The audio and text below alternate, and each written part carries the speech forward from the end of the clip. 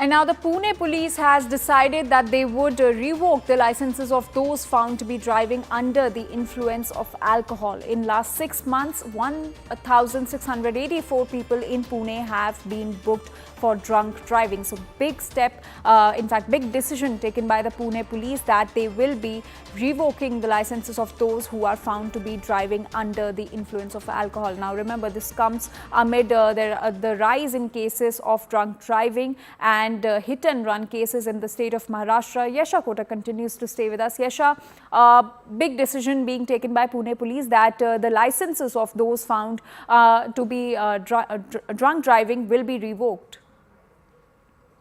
Yes, absolutely. In fact, over the last couple of months, we've seen an increase in the drunk driving cases in the state. Particularly, it all started with the Pune Porsche drunk driving case, and like we rightly mentioned, there have been more than 164 cases of drunk driving that were reported in Pune itself.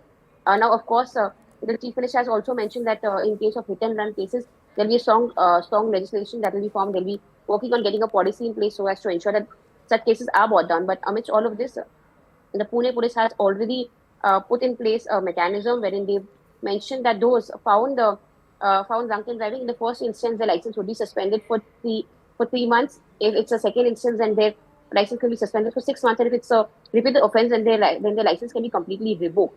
Now, this comes in because after the Pune Porsche drunk driving case had come to forth, and there was in fact a lot of furore on social media. There was a lot of furore. People are speaking about how there have been increase in drunk driving cases in the city. In fact, when we were reporting from Pune, Pune police had put in place a Nakabandi to ensure that such instances are occurred. And apart from that, the instances because the bars and pubs which were operating until late hours, in fact, in the early hours of morning, were also cracked down upon. There was a massive crackdown. In fact, more than 90 to 100 pubs and bars were shut. Most of them, some by excise department, some also by police, because they were operating beyond the permissible limit, and also by the Pune Municipal Corporation, who had mentioned particularly that some of these bars and pubs were illegal.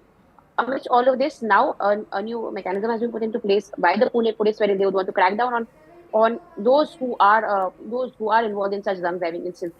So this, in fact, ever since May, because we've seen that there have been instances of hit and run and drunk driving that have along the state, which is where